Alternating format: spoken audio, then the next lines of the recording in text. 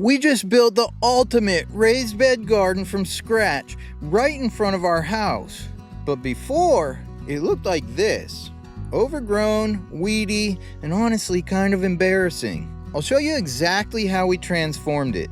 You'll see how we cleared the weeds without chemicals. I'll share where we got these top-of-the-line raised beds. Plus, I have an exclusive discount code in case you want to get some too. I'll show you exactly how we designed the garden, built and filled these raised beds for free, how we fertilized, mulched, and planted it to create a thriving, organic, living soil and a weed-free garden that we can harvest from without ever bending over. Hey, what's up everyone? Welcome back to Chef's Harvest Farm. If you're new here, I'm Chef Mikey. I'm a former executive chef, turned urban farmer, and since 2017, I've turned my backyard gardening hobby into a six-figure business, growing organic vegetables for local chefs and restaurants here in Knoxville, Tennessee. When we bought this house back in 2017, we knew nothing about gardening, but we knew we wanted a small piece of land so we could grow our own food. One of the first things I did was head down to Home Depot, grabbed some wood and bagged soil, and built our first raised bed garden. At the time, they looked amazing, and eventually we had about 30 of them back here. But after just 2 to 3 years, the wood was completely rotted and falling apart. So I tore them out and transitioned to a no-till permanent bed system, which I still use today. And as I scaled the garden into a full-blown business, my wife stepped away from it. She didn't want to be part of the commercial operation, and I get it. But recently, she started her own business, Skin Soul Rituals.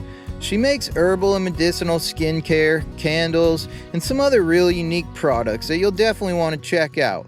I'll drop her website and social links in the description below.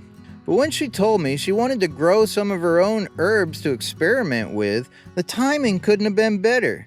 Because right around that time, I was chatting with the team at Epic Gardening, and they offered to send us a 4-pack of Birdies Raised Beds to help get things started.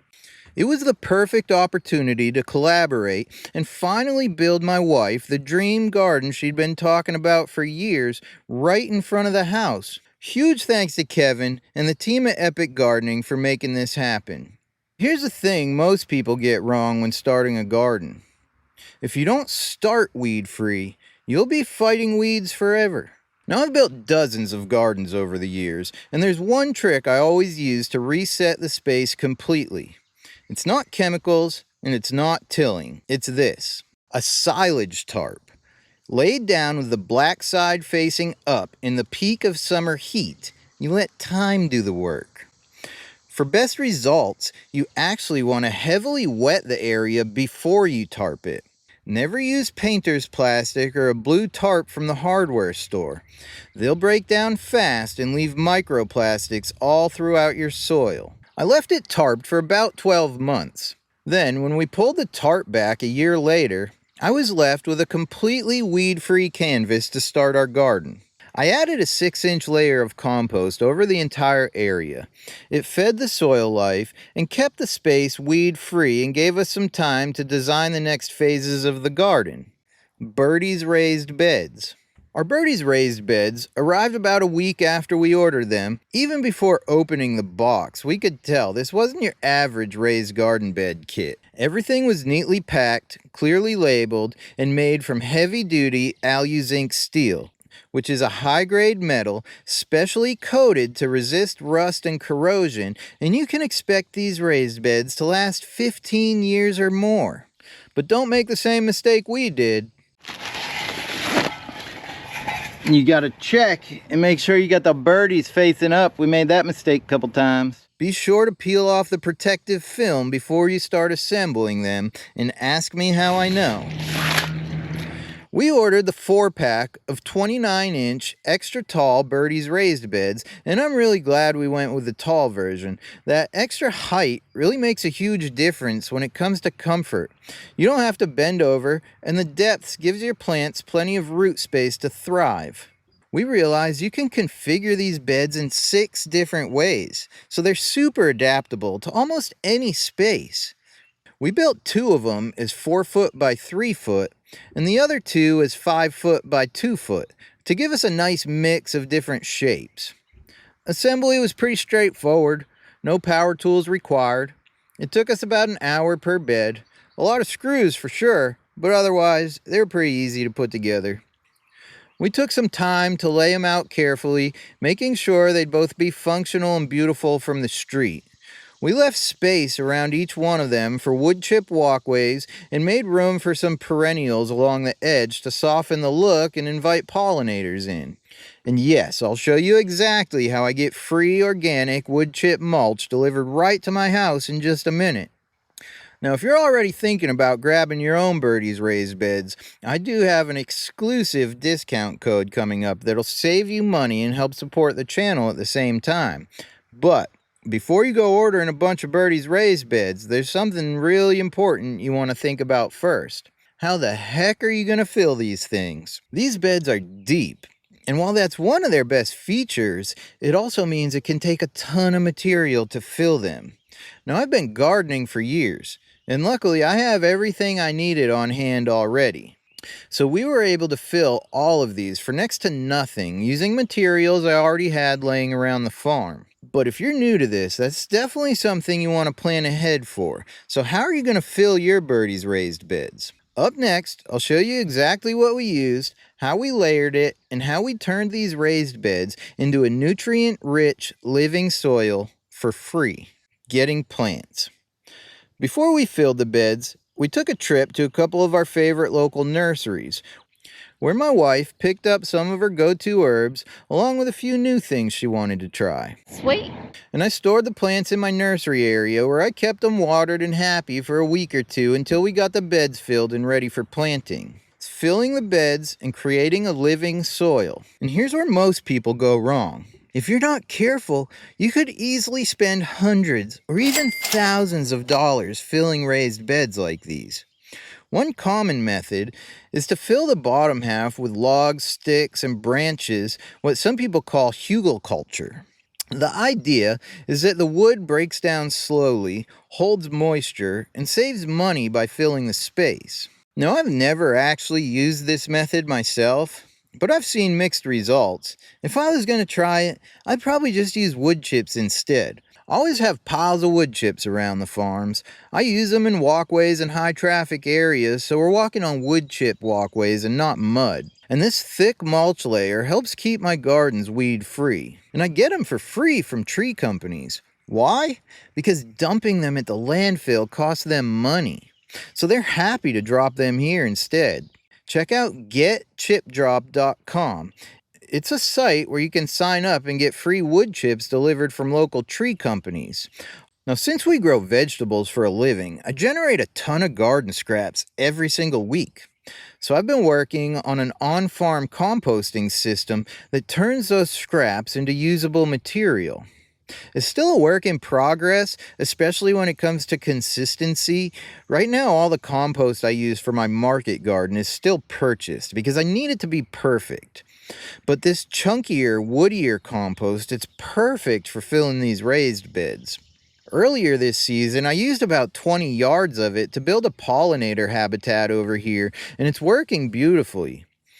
The biggest issue is that it's filled with chunks of wood chips, which don't work well for my precision planting tools in my market garden. But in this case, it's ideal. The microbial life in that soil is already adapted to our exact climate and environment, and that's what makes this a living soil. It's full of fungi, bacteria, and microbes that thrive here. And when you combine that with other inputs, you get a more diverse and resilient soil ecosystem. So before we filled the beds, I made sure everything was level, and that's important because if your beds aren't level, then water will just run off instead of soaking in. Zach helped me with this part. As he added the first scoops of compost, I used the material to shim up the edges with bricks and rocks to make sure everything was sitting level and locked in place. We filled each bed with about 70% of our partially composted garden scraps and wood chips. Then I found an old bag of perlite in the nursery and sprinkled it over each bed. Perlite helps with drainage, but also holds on to moisture during dry spells. I added whatever leftover soil I had sitting around. Honestly, some of it was complete junk, old potting soil from used containers, spent seed starting mix, because we're just building layers here. And this layer just needs to be light and loose for planting. Then the final touch is a 2 to 3 inch layer of mushroom compost. It's rich in nitrogen, phosphorus, and potassium, the 3 key nutrients that most plants need to thrive. So now we've got a bottom layer rich in local biology, perlite for drainage and water retention, loose soil for planting, and a top mulch layer packed with fertility. And just like that, we're ready for plants. Planting the garden.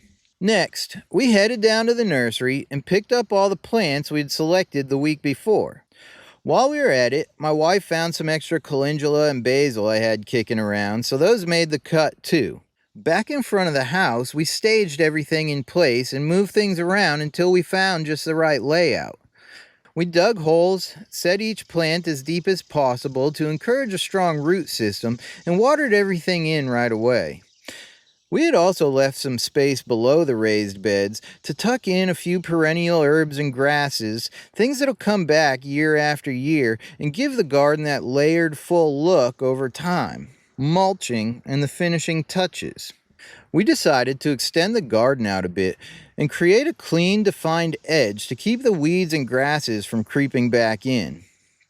To do that, I used the same wooden stakes and string lines that I use in my market garden to mark the beds and walkways. That helped us build out a layout that was both functional and visually balanced. But it's not just about aesthetics.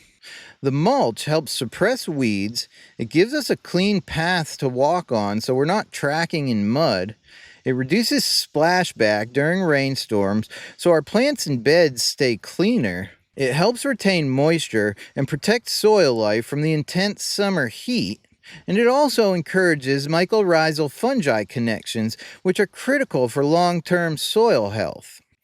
We also mulched all the perennials with a few inches of compost, so they'll thrive through the season without needing any additional fertilizer. The final steps are watering.